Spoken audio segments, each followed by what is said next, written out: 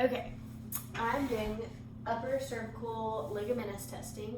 So we would mostly be doing this for patients where we suspect that there might be some kind of myelopathic symptoms like facial paresthesias, nausea, headache, dizziness, or if there's been a recent trauma, if they have some kind of connective tissue disorder like rheumatoid arthritis, Ehlers-Danlos, ankylosing spondylitis, or if we see clinical signs like a severe range of motion limitation, needing to externally support their head at rest, they say there's a lump in their throat, fear of movement, that kind of thing.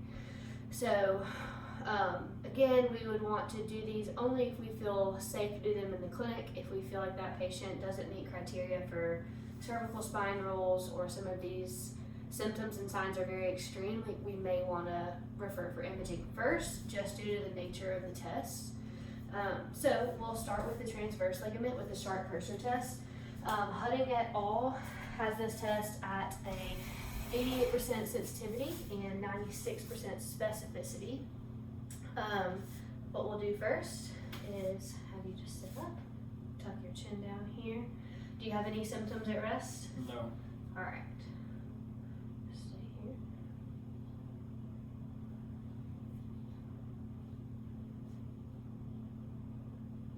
Anything there? No. And then anything at rest? No. Great. So we're really looking for a decrease in symptoms with this one, as it would be kind of theoretically helping to decrease pressure of the dens on the spinal cord if there is any kind of compression happening there. Catrice et al. Really negates the reliability for feel of this test, the actual shear felt by the clinician. It says that it's not super valid either for symptom provocation. But Minkin et al. Notes that we don't have anything better to do for these signs and symptoms clinically, so we need to do the best thing we have, and there is some diagnostic utility for us as far as screening purposes. So we will move from there to the alar ligament test. I usually do this one next, or I do Sharp Purser first because it is an alleviating test. So if we're looking at a progression, we'll start with what's easiest and then move to things that are heavier in intensity. So next, the alar test. It's in a similar position, so you can go straight from Sharp Purser to alar ligament test. Okay, similarly, I'm gonna have you look down here.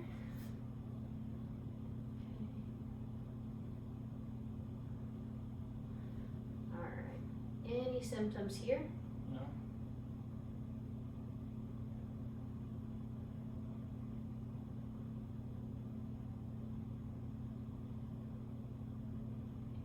Any symptoms with those? No. Probably should have asked him that as we went as well in real life. But with that one, really feeling as I'm blocking at C2 with the pinch grip, same thing I did with Sharp Purser, feeling for when I do side bend and rotation separately, feeling for C2 to move with me as you're trying to block that movement. If there is no movement and able to move the head, that's a positive test, meaning that the alar ligament is compromised.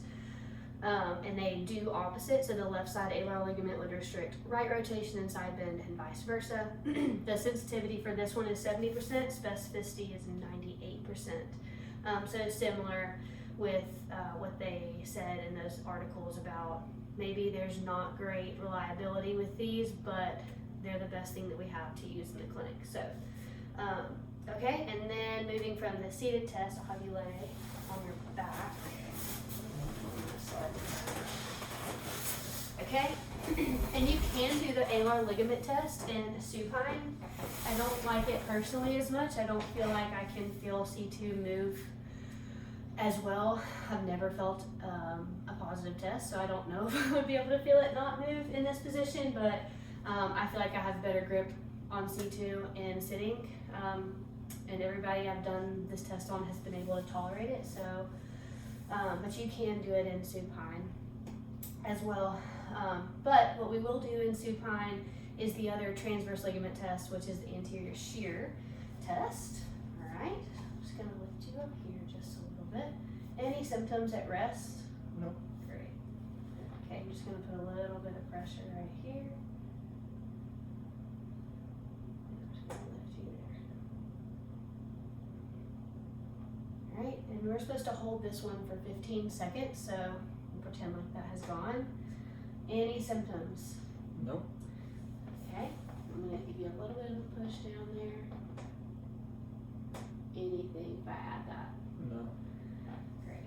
And so for this one, this is an anterior shear rather than with sharp cursors a posterior shear. So here we are looking for an increase in symptoms.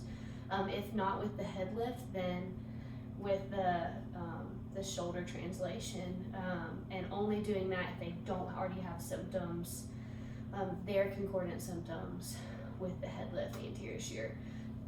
This one is a sensitivity of 65% and a specificity of 99%. So same rules apply for this one, and